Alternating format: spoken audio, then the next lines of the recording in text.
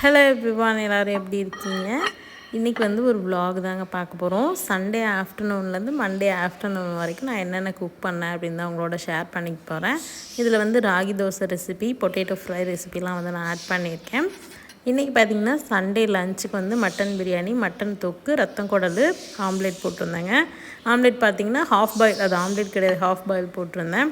சின்ன வயசுலலாம் half boil சாப்பிட்டதே கிடையாதுங்க. எங்கள் அண்ணாலாம் ஜிம்முக்கு போயிட்டு வந்துட்டு சாப்பிடுவாங்க. அது பார்த்தாவே எனக்கு வாமிட் வர மாதிரி இருக்கும். இப்போ நானே ஹாஃப் பாயில் சாப்பிட்றேன். எங்கள் அண்ணாட்டெல்லாம் சொன்னால் நம்ப மாட்டேன்றாங்க, அந்தளவுக்கு ஆயிடுச்சு. ஸோ இது பார்த்திங்கன்னா ரத்தம் குடல் வந்து அத்தை பண்ணி கொடுத்தாங்க. இதுதான் நான் செகண்ட் டைம் சாப்பிட்றது.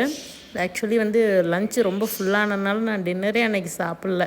அந்தளவுக்கு வந்து ஃபில்லிங்காக இருந்தது, ரொம்ப எம்மியாக இருந்தது. நான் ஆல்ரெடி சொன்ன மாதிரி இங்கே பாருங்கள், ஹாஃப் பாயிலில் அது எக் யோக் மட்டும் செப்பரேட்டாக சாப்பிட்ற அளவுக்கு நான் வந்து நல்லா சாப்பிட்டு பழகிட்டேன். எவ்வளோ பேர் இந்த மாதிரி சாப்பிடுவீங்கன்னு சொல்லுங்கள். எனக்கு தெரிஞ்சு நிறைய பேர் சாப்பிடுவாங்க, நானாக சாப்பிட்டதில்ல.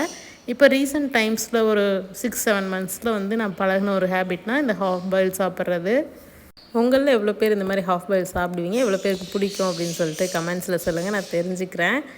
அதே மாதிரி ரத்தம் குடலும் பார்த்திங்கன்னா எங்கள் ஊர்லலாம் குடல் தனியாக செய்வாங்க. ஆனால் நாங்கள் செஞ்சதே இல்லை. சின்ன வயசில் நான் மட்டனே சாப்பிட்டதில்லை. அதே என் ஹஸ்பண்ட் ஊர் சைடில் வந்து ரத்தம் குடல் வந்து இட்லி தோசைக்கு சாப்பாட்டுக்குன்னு எல்லாத்துக்குமே வச்சு சாப்பிடுவாங்க. என்னோடய ஹஸ்பண்டோட ஃபேவரெட்டும் கூட. அதனால் இப்போ நான் சாப்பிட்டு பழகிட்டு இருக்கேன். கொஞ்சம் வந்து பழகினதுக்கப்புறம் தான் என்னால் சமைக்க முடியும்னு நினைக்கிறேன்.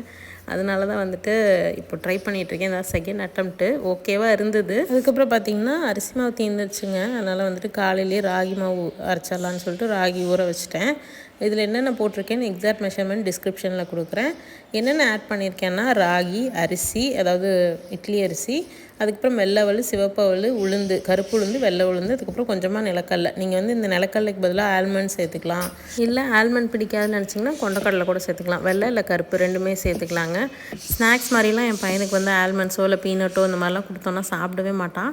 அதனால் வந்து எதுலெல்லாம் ஸ்னீக்கின் பண்ண முடியுமோ முடிஞ்ச அளவுக்கு நான் வந்து ஆட் பண்ணிடுவேன். அவர் சாப்பிட்ட மாதிரியும் இருக்கும், நமக்கு ஒரு சாட்டிஸ்ஃபேக்ஷன் இருக்கும், ஹெல்த்தியாக கொடுத்தோம் அப்படின்னு சொல்லிட்டு. இப்போ இதை வந்து மிக்சியில் சேர்த்து நல்லா ஃபைன் பேஸ்ட்டாக அரைச்சி எடுத்துக்கலாம். நான் லைட்டாக குறகுறப்பாக அடிச்சிருக்கேன். ஏன்னா உங்களுக்கு எந்த ப்ரிஃபரன்ஸோ, நீங்கள் ஃபைனாக வேணாலும் அரைச்சிக்கலாம். நான் லைட்டாக குறகுறப்பாக அரைச்சிருக்கேன்.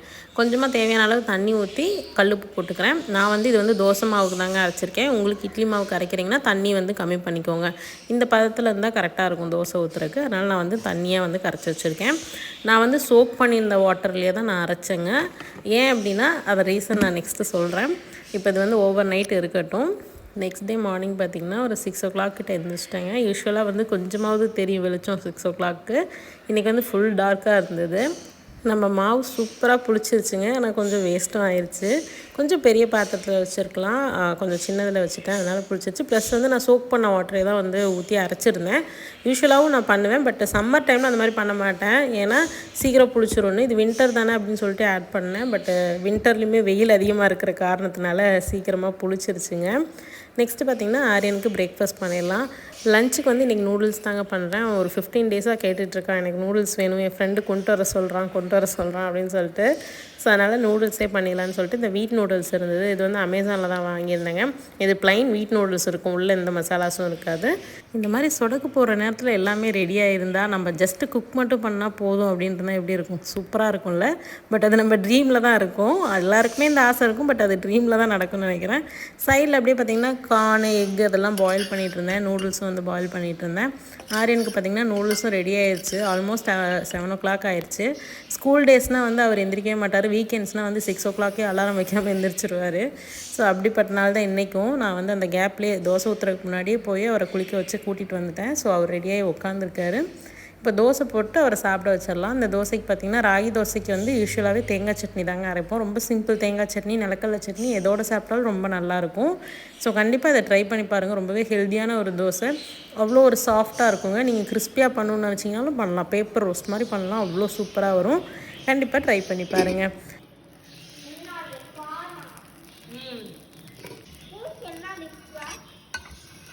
நீ தோசை சாப்பிடு, நான் சொல்கிறேன். நூடுல்ஸ் தான் பண்ணியிருக்கோன்னு சொன்னால் கண்டிப்பாக தோசையை சாப்பிட மாட்டார். அதனால் வந்துட்டு தோசை சாப்பிட்டு முடி அப்படின்னு சொல்லிட்டு சாப்பிட வச்சிட்டேன். ஒரு தோசை, கொஞ்சமாக வந்து கேரட்டு, ஒரே ஒரு எக்கு பாயில் பண்ணது. எக் யோக் சாப்பிட மாட்டார், அதனால் எக்கு. எனக்கு வந்து நைட் டின்னர் சாப்பிட்டதுனால கொஞ்சம் பசி எடுத்துச்சு. அப்படியே சைடில் ஒரு தோசை நானும் சாப்பிட்டுட்டேங்க. இதுதான் ஆரியனுக்கு லஞ்சுக்கு பேக் பண்ணியிருந்தேன். ஸ்நாக்ஸுக்கு பார்த்திங்கன்னா கார்னு கொஞ்சமாக பெப்பர் சால்ட் போட்டு, அதுக்கப்புறம் ஆப்பிள் வந்து அப்படியே ரிட்டன் வந்துடுங்க. இருந்தாலும் நான் கொடுக்குறேன், என்னைக்காவது சாப்பிட்டு பழகுவாருன்னு. ஸோ இதெல்லாம் தான் பேக் பண்ணியிருந்தேன். நீங்கள் எல்லோரும் உங்கள் குட்டீஸ்க்கு என்ன வந்து இன்றைக்கி லஞ்சுக்கு கொடுத்தீங்க கமெண்ட்ஸில் சொல்லுங்கள், நான் தெரிஞ்சுக்கிறேன். அதுக்கப்புறம் பார்த்திங்கன்னா ஒரு 10 மணி வாக்கில் வந்து எனக்கும் கொஞ்சம் பசிக்க ஆரம்பிச்சிருச்சு. ஒரு தோசை தான் சாப்பிட்டேன் இல்லையா, அதனால் சரி இந்த நூடுல்ஸை காலி பண்ணிடலாம்னு சொல்லிட்டு நூடுல்ஸ் வந்து அவனுக்கு வந்து ரொம்ப மசாலா கம்மியாக போட்டிருந்தேன். அதனால் எனக்கு வந்து 2 முட்டையை உடச்சி ஊற்றி கொஞ்சம் மசாலாலாம் போட்டு நான் சாப்பிட்டுட்டேன். லஞ்சுக்கு பார்த்திங்கன்னா எனக்கு கேக் ஆர்டர்ஸ் ஒரு 2 3 இருந்ததுங்க. அதனால் அதை முடிச்சுட்டு சமைச்சு சாப்பிட்ற அளவுக்கு பொறுமை இல்லை. அதனால் ரொம்ப சிம்பிளாக வந்து பண்ணிடலான்னு சொல்லிட்டு பொட்டேட்டோ ஃப்ரையும் ரசமும் பண்ணிட்டேங்க. இதுதான் இருக்குல்லே ரொம்ப சிம்பிளான ஒரு லஞ்சு, பட் வந்து ரொம்ப கம்ஃபர்ட்டான ஒரு லஞ்சும் கூட எனக்கு. இந்த பொட்டேட்டோ ஃப்ரை வந்து கொஞ்சமாக ஆயில் போட்டுட்டு, ஆயில் சூடானதுக்கப்புறம் கடுகு உளுந்தம் பருப்பு பூண்டு போட்டுங்க. அதுக்கப்புறம் கட் பண்ணி வச்சுருந்த பொட்டேட்டோஸ் ஆட் பண்ணி மஞ்சத்தூள், வரமிளகாத்தூள், கரம் மசாலா, அவ்வளோதான். இது மட்டும் போட்டு செஞ்சிங்கன்னா சூப்பராக இருக்கும். அதே மாதிரி ஸ்டெயின்லெஸ் ஸ்டீலில் கொஞ்சம் கூட ஒட்டாமல் எப்படி பண்ணுறதுன்னு ஒரு டிப்ஸு சொல்கிறேங்க. எப்போவுமே வந்து பேன் நல்லா சூடாகணும். சூடானதுக்கப்புறம் தான் ஆயில் போடணும். கரெக்டான டெம்பரேச்சரில் குக் பண்ணிங்க அப்படின்னா நான்ஸ்டிக்கை விட சூப்பராக இருக்குங்க ஸ்டெயின்லெஸ் ஸ்டீலு. நல்ல டெம்பரேச்சர், அதாவது நல்லா சூடானதுக்கப்புறமா கொஞ்சமாக தண்ணி வந்து ஸ்ப்ரிங்கிள் பண்ணி பாருங்கள். தண்ணி வந்து சுருண்டு வந்தது அப்படின்னா நல்லா சூடாயிடுச்சுன்னு அர்த்தம். அதுக்கப்புறம் எண்ணெய் போட்டு அதுக்கப்புறம் வந்து தாளிப்பு போட்டு நீங்கள் பண்ணி பாருங்கள், அவ்வளோ சூப்பராக இருக்கும். அதுக்கப்புறம் நான்ஸ்டிக்கே யூஸ் பண்ண மாட்டீங்க, ஸ்டெயின்லெஸ் ஸ்டீலே யூஸ் பண்ணி பழகிடுவீங்க. ரசம் ரெசிபி வந்து நிறைய டைம் போட்டிருக்கேன், அதனால் வந்து இதில் ஆட் பண்ணலைங்க.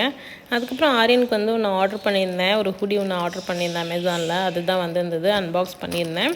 ரொம்ப சூப்பராக இருந்ததுங்க. 199 ருபீஸ்க்கு வாங்கினேன். ஆரியன் வந்து இது வந்து வேணும் அப்படின்னு கேட்டுட்டு இருந்தான் ரொம்ப நாளாக. ஆனால் வந்து அவன் போட மாட்டான் அப்படின்னு நினச்சிட்டு நான் வாங்கி கொடுக்கல. ஏன்னா சின்ன வயசுலலாம் வாங்கி கொடுத்தப்ப போடவே இல்லைங்க. காசு நிறைய போட்டு வாங்கி கொடுத்தேன், அதெல்லாம் யூஸே பண்ணாமல் நம்ம வந்து சின்னதாக போச்சு. அதனால இது வந்து நிறைய ஸ்பெண்ட் பண்ண வேண்டாம், சாம்பிளுக்கு ஒன்று வாங்கி பார்க்கலான்னு தான் வாங்கினது. 199 ருபீஸ்க்கு ரொம்ப குவாலிட்டியாக இருக்குது. ஆரியனுக்கும் ரொம்ப பிடிச்சி போச்சு. இப்போ என்ன பிரச்சனைனாங்க, 24 மணி நேரம் இதே போட்டுட்ருக்கேங்கிறான். ஸ்கூலுக்கும் போட்டு போகிறேன்னு ஒரே அழுகைங்க. அவனை சமாளிக்க முடியல இந்த வாரம் ஃபுல்லாக.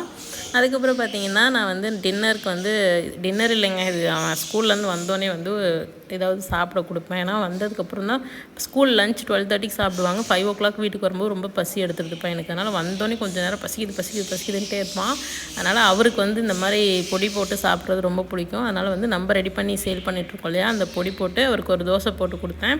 வந்ததும் சாப்பிட்றதுக்கு எதுவும் கொடுக்கலன்னா அவன் வந்து ஜங்க் ஃபுட்டில் இறங்கிடுவான், பிஸ்கெட்டு இல்லை வேறு ஏதாவது சாப்பிட்றேம்மா. அதனால் வந்தோடனே வந்து தோசை இல்லை சாப்பாடு ஏதோ ஒன்று வச்சு நான் சாப்பிட வச்சுருவேன். அப்போ தான் வந்து ஜங்க் ஃபுட் சாப்பிட்றது வந்து குறையும். நீங்கள் எல்லோரும் என்ன பண்ணுவீங்க குட்டி ஸ்கூல்லேருந்து வந்தோடனே எனக்கு சொல்லுங்கள், நானும் தெரிஞ்சுக்கிறேன்.